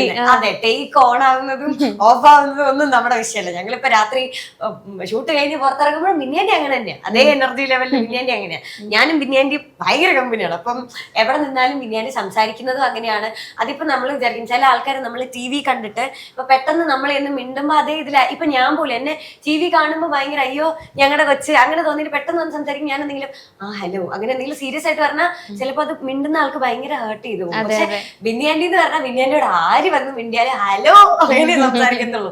എപ്പോഴും ആ കാര്യത്തിൽ ഗ്യാരണ്ടിയാണ് കേട്ടോ. എപ്പോഴും എല്ലാരോടും അങ്ങനെ ചിരിച്ച് ബിന്യാൻഡിക്ക് അങ്ങനെ അറിയത്തുള്ളൂ. ചക്കരയാണ് ഞങ്ങളുടെ. പ്രിയം ചേച്ചി നന്നായിട്ട് പാട്ട് പാടും. ഞാനോ? എന്റെ പൊന്നത് ആരെയും പറഞ്ഞത് എനിക്കറിയാം. ഞാൻ പാടുന്നോ? പാടുപെടും മോളെ, ഞാൻ പാടുന്നു. അത് ഞാൻ പാടുപെടും എന്നുള്ളതാണ്. പിന്നെ ഞാൻ പാടുപെടും ഒത്തിരി. കാരണം എന്റെ ഈ സൗണ്ട് വെച്ച് ആകെ പാടാൻ പറ്റിയതൊക്കെ എന്റെ കേരളം എത്ര സുന്ദരം, ഈ സൗണ്ട് അല്ലാതെ എന്റെ ഈ പാട്ട് നമ്മൾ കേൾക്കണ്ടേ? ഈ പാട്ടൊന്നും ഞാൻ പാട്ടെന്ന് പറഞ്ഞാൽ ഇപ്പൊ ഈ മോളെ അവതരിപ്പിക്കുന്ന പോലെ കുട്ടികളൊക്കെ എന്ത് ബ്രില്യന്റ് ആയിട്ടുള്ള കുട്ടികളൊക്കെ, അതൊക്കെ വെച്ച് ഞാനൊക്കെ പാടിക്കഴിഞ്ഞാലുള്ള ജനം സഹിക്കത്തില്ല. അപ്പൊ അതുകൊണ്ട് ഞാൻ ആ കഴിവുകളൊന്നും, പിന്നെ ഞാൻ ചെയ്യാറുണ്ട്. ഏതക്ഷരം ചോദിച്ചാലും വിത്തിൻ സെക്കൻഡ് പാടുന്ന ഒരു ഐറ്റം ഞാൻ സ്റ്റേജിൽ ചെയ്യുന്നത്, അതെല്ലാവർക്കും അറിയാവുന്ന കാര്യം. അത് എപ്പോ ഏതക്ഷരം ചോദിച്ചാലും ഒരു സെക്കൻഡ് പോലും എടുക്കാതെ പാടി. നിങ്ങൾക്ക് അത് പറ്റുന്ന എനിക്ക് തോന്നുന്നു. അതൊക്കെ ഒന്ന് ട്രൈ ചെയ്യാം. അതൊക്കെ പറഞ്ഞു. ഋതുഭേദ കൽപ്പന ശകലക ബേബി ബേബി റാഗി പറക്കുന്ന ചെമ്പരുന്നേ, അത്രയും സെക്കൻഡ് എടുക്കാതെ പാടുന്നതാണ്. അത് മാത്രമേ ഉള്ളൂ അതിനകത്തൊരു ഒരു സെക്കൻഡ് പോലും എടുക്കരുത് നമ്മൾ പറയും. ഞാൻ ആന്ന് ചോദിച്ചാ ആ പാടിക്കേ, എനിക്ക് അങ്ങനെ പറ്റത്തില്ല. ഈ ഒന്ന് പാടിക്കേ, ഞാൻ ഇങ്ങനെ ഒന്ന് ആ ചിന്തിക്കുന്ന സമയം ഞാൻ എടുക്കില്ല. കാരണം എന്റെ തലയ്ക്കകത്ത് വേറെ ഒന്നുമില്ല, കുറച്ച് അക്ഷരങ്ങൾ പറക്കി വെച്ചിട്ടുണ്ട്. അപ്പൊ ഇത് നമ്മൾ ചെയ്യാൻ കാരണം നമ്മൾ ഈ സ്റ്റേജ് പ്രോഗ്രാമിനൊക്കെ പോകുമല്ലോ, പോകുമ്പോൾ ഞാൻ അവിടെ നമസ്കാരം, ഇവിടെ വന്നേരും നിങ്ങളെ കാണാൻ സാധിച്ച സന്തോഷമുണ്ട് എന്നൊക്കെ പറഞ്ഞ് വിളക്കം കത്തിച്ച് അപ്പുറത്തൂടെ പൈസ മേടിച്ച് ഞാൻ പോകും. ഈ ജനങ്ങൾ എത്ര നേരം നമ്മളിത് പറയാനാണോ വരുന്നത് ഈ കാശ് മേടിച്ചിട്ട്, എന്തെങ്കിലും ഒരു ഐറ്റം ചെയ്യണ്ടേ എന്ന് വെച്ചിട്ട് ഞാനിത് കാറിലിരുന്ന് ഞാൻ തന്നെ ഉണ്ടാക്കി ഞാൻ തന്നെ പഠിച്ചെടുത്തൊരു സംഭവമാണിത്. ഇതാരും അങ്ങനെ ചെയ്യണ ഞാൻ അത്രയും കണ്ടിട്ടില്ല. പക്ഷെ ഇത് ഞാൻ സ്റ്റേജിൽ കയറി ചെയ്യാന്ന് പറഞ്ഞപ്പോ ഒന്ന് വൈറലായി. അപ്പോ കുറെ എന്തായാലും ഞാൻ പറഞ്ഞ പോലെ ഓപ്പോസിറ്റ് ഇരിക്കുന്ന ആ സ്റ്റേജിന് താഴെ ഇരിക്കുന്ന ആൾക്കാരുടെ ഏതെങ്കിലും ഒരു കുനിഷ്ട് കാണുമല്ലോ, അവര് എന്നോട് മഴയിലെ ഴ വെച്ചൊക്കെ പാട്ട് ചോദിക്കും. ചില്ലക്ഷരത്തിൽ ഒരിക്കലും ഒരാളും പാട്ട് എഴുതിയിട്ടില്ല, പക്ഷെ ഞാൻ വിട്ടുകൊടുക്കാൻ തയ്യാറില്ല. ഞാൻ എഴുതിയ പാട്ടാണ് ഴ വെച്ച് രക്ഷബാഷ്പത്തിനിടയിൽ ഞാൻ എഴുതിയതാണ്. എഴുതിയ പാട്ട് ഒരു കാര്യം ചെയ്യും, ആരാ ഴ ചോദിച്ചു ഇങ്ങോട്ട് വാ ഇവിടെ വന്നിക്ക് ഴ പാടിയിട്ട് നീ പോയാൽ മതി. ഞാൻ അവനെ അവിടെ നിർത്തി പാടിപ്പിച്ചു വിടും. പാടാൻ ചാൻസ് ഇല്ല, കാരണം ചില്ലക്ഷരത്തിൽ ഒരിക്കലും പാട്ടില്ല. അത് ഒരു ഇത് സെക്കൻഡ് വെച്ചാലും പാടുക, അത്രയേ ഉള്ളൂ. പിന്നെ ഇതിനെ വെച്ച് പാടും, പൂക്കള് പല പല പൂക്കളുടെ പേരുണ്ടല്ലോ. നീ ഒരു പൂവിന്റെ പേര് പറയുവാണെങ്കിൽ ആ പൂ വെച്ചിട്ടുള്ള പാട്ട് ഞാൻ ജമന്തി പൂക്കൾ ജനുവരിയുടെ ജമന്തി പൂ, ആ പാട്ട്. ഓർക്കിഡൊക്കെ ഞാൻ ഉണ്ടാക്കണം, ഓർക്കിഡൊക്കെ എന്റെ പാട്ടുകളൊക്കെ ഞാൻ ഉണ്ടാക്കേണ്ട പാട്ടുകളാണ്. എനിക്കൊന്ന് ചെമ്പരത്തി എളുപ്പം, ചെമ്പരത്തി പൂവേ ചൊല്ലി കുറെ ഉണ്ട് അങ്ങനെ, താമര പൂവി ആമ്പൽ പൂവി, അങ്ങനെ ഒത്തിരി പാട്ടുകൾ. അപ്പൊ അത് നമ്മള് ഒരു എന്തെങ്കിലുമൊക്കെ ഒന്ന് സ്റ്റേജിൽ കയറി പെർഫോം ചെയ്യണമെന്ന് വെച്ചാൽ പഠിച്ചു വെച്ചെന്ന് മാത്രമേ ഉള്ളൂ കേട്ടോ. വേറെ പാട്ട് പാടാനുള്ള എനിക്ക് ഭയങ്കര ഇഷ്ടമാണ് പാട്ടും ഡാൻസും. കാരണം അത് പാട്ടെന്ന് പറഞ്ഞാൽ എന്റെ ഭയങ്കര, എനിക്ക് പാട്ടില്ലാതെ ഉറങ്ങാൻ പറ്റില്ല. ഞാൻ കിടക്കുമ്പോ എന്റെ റൂമിൽ പാട്ടുണ്ടാവും. അത് വീട്ടിലും വലിയ പ്രശ്നം ഇല്ലാത്തതുകൊണ്ട് ആ പാട്ട് ഇങ്ങനെ സൈലന്റ് ആയിട്ട് അവിടെ ഇങ്ങനെ രാവിലെ എണീക്കുന്നവരെ ഒരുറക്കം കഴിഞ്ഞ് കേൾക്കുമ്പോൾ എനിക്ക് പാട്ട് കേൾക്കും.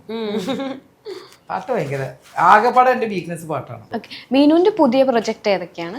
എന്റെ പുതിയത് ഇപ്പോ നമ്മുടെ ഫെബ്രുവരി 20th നമ്മുടെ officer movie release Chakochan Priyamani ചേച്ചി മൂവി. അതാണ് എന്റെ ഏറ്റവും പുതിയ വിശേഷം. വെയിറ്റിംഗ് ആണപ്പോ. ചേച്ചി ഇവിടുന്നൊക്കെ പോയി തെലുങ്ക്, കന്നഡ, തമിഴ്. ഞാൻ ഒരു കന്നഡ പടം സംസാരിച്ചു വെച്ചിട്ടുണ്ട്. കാരണം മലയാളത്തിൽ ന്യൂ ജനറേഷൻ വന്നേ പിന്നെ ചേച്ചി ഇല്ല, അമ്മയില്ല എന്നൊക്കെ പറഞ്ഞാൽ എനിക്കൊക്കെ എന്തെങ്കിലും പടങ്ങളിലെ ഒരു ഇപ്പൊ കല്യാണം അങ്ങനെയുള്ള പടങ്ങളൊക്കെ ഒരു സീനാണെങ്കിലും നമുക്ക് എന്തെങ്കിലും ഇമ്പോർട്ടൻസ് ഉള്ള ഒരു സീൻ മതി. ഇപ്പൊ പറഞ്ഞാൽ ആ ഒരു സീനും ഇല്ല. ഇപ്പോ ന്യൂ ജനറേഷൻ പിള്ളേരൊക്കെ വന്ന് ആ ഒരു ട്രെൻഡ് മാറി. ഇനി ചിലപ്പം പടങ്ങളുടെ ക്യാരക്ടർ ഒന്ന് വിളിക്കുമായിരിക്കും, പക്ഷെ നമ്മൾ നോക്കുമ്പോൾ ഒരു കന്നഡ പടം ഇങ്ങനെ സംസാരിച്ചു തന്നാ പിന്നെ അവിടെ നോക്കാം തമിഴോ കന്നഡയൊക്കെ ചെയ്യാം. ഇനി അതാവട്ടെ എന്നോർത്ത് നിൽക്കണു. ദൈവത്തിൻ്റെതുണ്ടെങ്കിൽ ആ പടം ചെയ്യും, അത്ര തന്നെ. പിന്നെ മലയാളത്തിൽ ഇപ്പോൾ ഒരു പടം പറയുന്നുണ്ട്. സലീമേട്ടൻ ഈ ഇടയ്ക്ക് ഒരു കാര്യം പറഞ്ഞിട്ടുണ്ടായിരുന്നു, മലയാളത്തിൽ ഇപ്പം എല്ലാം ഭയങ്കര ക്രൂവലായിട്ടുള്ള ക്യാരക്ടേഴ്സ് ഉള്ള സിനിമകളാണ്, ഇറച്ചി വെട്ടുന്ന പോലെയാണ് ആളുകളെ വെട്ടുന്നത്, കോമഡി പടങ്ങൾ ഇല്ലാതായി എന്നുള്ളത്. അപ്പൊ അതിനോട് യോജിക്കുന്നുണ്ട്. ഞാൻ പറഞ്ഞില്ല, മൊത്തത്തിൽ നമ്മുടെ മലയാള സിനിമയൊക്കെ മാറി. ഞങ്ങള് ഇപ്പൊ കുറച്ച് നാൾ മുമ്പ് ചെയ്തിരുന്ന പോലത്തെ പടങ്ങളൊന്നും ഇപ്പൊ വരുന്നുമില്ല. അപ്പൊ ഒരു കാര്യമാണ്, നമ്മുടെ ഓഡിയൻസ് മാറി. അവര് അത് എടുക്കാൻ ഇപ്പം നമ്മുടെ ഇടയിലേക്ക് ഇപ്പൊ എന്താ പറയാ ഇപ്പൊ കുറച്ചുകൂടെ ടെക്നോളജി വൈസ് ഒക്കെ ആൾക്കാർ ചിന്തിക്കാൻ തുടങ്ങി. എന്തുകൊണ്ട് ഇപ്പം ഞാനൊക്കെ മാർക്കോ ഇറങ്ങിയപ്പോഴായാലും ഒക്കെ നമ്മൾ അതിനകത്ത് ഒത്തിരി ടെക്നോളജി ബേസ് ആയാലും അതിൽ ഉണ്ണിച്ചേട്ടൻ ചെയ്തിരിക്കുന്നതായാലും നമ്മൾ അമ്പോ ഭയങ്കര ഇത്. അപ്പം ആ ഒരു എഫക്ട് വരുന്നത് നമ്മുടെ ഇപ്പൊ ടെക്നോളജി ആയാലും ഒരു കാര്യത്തില് ഇപ്പം ആനിമേഷൻ ചെയ്യുന്നതായാലും എന്തായാലും നമ്മൾ അതൊക്കെ എക്സ്പെക്ട് ചെയ്യുന്നുണ്ട്. ആ വരട്ടെ കാണാൻ പുതിയ പുതിയ സംഭവങ്ങൾ വരണം എന്ന് നമ്മള് മലയാളികള് പ്രത്യേകിച്ച് എനിക്ക് തോന്നുന്നു നല്ല പടം കൊടുക്കുകയാണെങ്കിൽ ഉറപ്പായിട്ടും വെട്ടുമുത്തും പടമല്ല, നല്ല പടങ്ങൾ ഒരുപാട് എത്ര ചെറിയ ചെറിയ പടങ്ങൾ വിജയിച്ചിട്ടുണ്ട്, കൊച്ചു സ്റ്റോറികൾ. അത് ജനങ്ങൾക്ക് ഇഷ്ടപ്പെടുന്ന രീതിയിൽ നമ്മൾ പ്രസന്റ് ചെയ്ത് കൊടുത്താൽ ഏത് പടം വിജയിക്കും എന്നുള്ളതാണ്. എന്നുവെച്ചാൽ നല്ല കഥയും സ്റ്റോറി ആണെങ്കിൽ എനിക്കൊന്നും ഇപ്പൊ അങ്ങനെ സ്റ്റാർ വാല്യൂ ഉള്ള അങ്ങനത്തെ ഒന്നും അല്ല. അതൊരു നല്ല മാറ്റം ഉണ്ടായിരിക്കുന്നതെന്ന് എനിക്ക് തോന്നുന്നത്. കാരണം എന്താ പറയാ ഇപ്പം ഒരു സ്റ്റാർ ഇന്ന ആളുണ്ടെങ്കിലേ നമ്മൾ ആ മൂവി കാണും. അതൊക്കെ മാറി ഇപ്പൊ ഒരു പടം ഇറങ്ങി നല്ല നല്ല കഥയാട്ടോ എന്ന് പറഞ്ഞാൽ കാണാൻ ഇഷ്ടംപോലെ ആൾക്കാർ. പിന്നെ കുറെയൊക്കെ പബ്ലിസിറ്റി ആ പടത്തിനെ കുറിച്ച് നമ്മൾ കുറെ ആൾക്കാരിലേക്ക് പ്രേക്ഷകരിലേക്ക് എത്തിക്കാൻ മീഡിയാസും നിങ്ങളെപ്പോലുള്ളവരൊക്കെ ഒരുപാട് ഞങ്ങൾക്ക് ഹെൽപ്പ് ചെയ്യുന്നുണ്ട്. അതാണ് കൂടുതൽ ആൾക്കാരിലേക്ക് പടം തിയേറ്ററിൽ പോയി കാണാൻ പ്രചോദനം ചെയ്യുന്നത്. കാരണം പണ്ട് അങ്ങനെ ഇല്ലായിരുന്നു. ഇതിപ്പോ നിങ്ങൾ ഇത്രയും പ്രൊമോഷൻസ് കൊടുക്കുമ്പോഴും പടത്തിൽ ഇവരൊക്കെ ഉണ്ടല്ലോ എന്തെങ്കിലുമൊക്കെ ഉണ്ടാവുമല്ലോ എന്ന് ഓർത്ത് പടം കാണാൻ പോകുന്ന ആൾക്കാരുണ്ട്. ഞാൻ പിന്നെ എന്താ വെച്ചാൽ ഇപ്പൊ സൈഡായിട്ടൊരു സീരിയൽ പോകുന്നതുകൊണ്ട് തൽക്കാലം 10-15 ദിവസമൊക്കെ ആ വഴിക്ക് നമ്മൾ അങ്ങനെ എൻഗേജ് ആയിട്ടിരിക്കുക എന്നുള്ളതാണ് ഏറ്റവും വലിയ കാര്യം. തീർച്ചയായിട്ടും സിനിമയായാലും സീരിയലായാലും നമ്മളെപ്പോഴും ആക്ടിങ്ങിൽ നിന്ന് കഴിഞ്ഞാൽ നമ്മൾ തന്നെ എപ്പോഴും നമുക്കൊരു എനർജി ഉണ്ടാവും. ഇത് നമ്മൾ വീട്ടിൽ കുത്തി അയ്യോ പടവും ഇല്ലല്ലേ ഇനി എന്ത് ചെയ്യും, നമ്മൾ എന്തിനെങ്കിലും ആക്റ്റീവായിട്ടിരിക്കണം എപ്പോഴും. അങ്ങനെയുള്ള മെന്റാലിറ്റി ഉള്ള ആളാണ് ഞാൻ. ശരി, അപ്പം നിങ്ങളുടെ പടത്തെ പറ്റി നിങ്ങൾ തന്നെ പറഞ്ഞിട്ട് നമുക്കിത് നിർത്താം.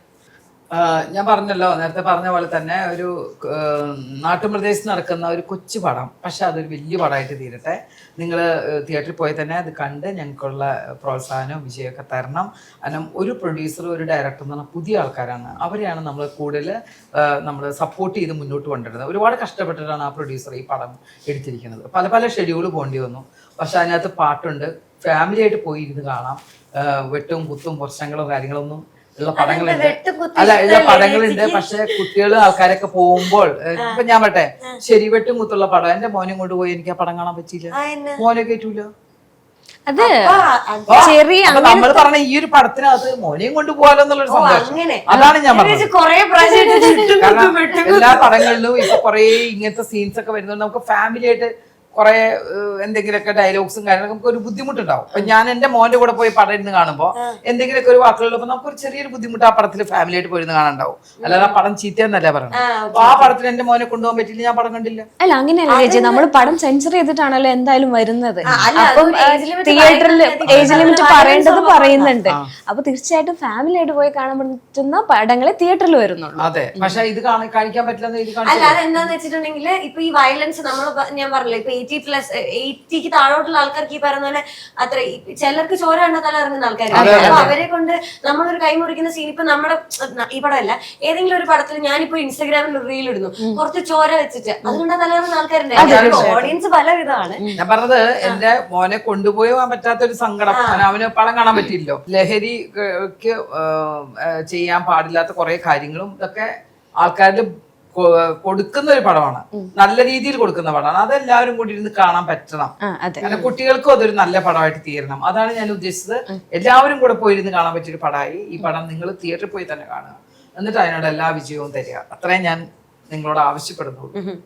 പ്രിയ ചേച്ചി പറഞ്ഞ പോലെ തന്നെ എനിക്കും അങ്ങനെ ഭയങ്കര ഇതിൽ അപ്പുറം ഒന്നും പറയാനില്ല. ഞാനും വെയിറ്റ് ചെയ്തിരിക്കുകയാണ്. കാരണം ഞാനും പടത്തിന്റെ ബാക്കി കാര്യങ്ങളൊന്നും കണ്ടിട്ടില്ല. ആ ചെയ്ത സമയത്തുള്ള അറിവ് എനിക്കുള്ളൂ. അപ്പം ഞാനും വെയിറ്റിംഗ് ആണ്. എല്ലാവരും പോയി കാണുക, അഭിപ്രായങ്ങളൊക്കെ അറിയിക്കുക. Thank you so much. Thank you. Ultra modern kitchen devices. ഒരു കിച്ചണിൽ വേണ്ട എല്ലാ ലേറ്റസ്റ്റ് ബ്രാൻഡുകളും ഇവിടെയുണ്ട്. ലോകോത്തര ബ്രാൻഡുകൾ, original products, wide range. MyG future.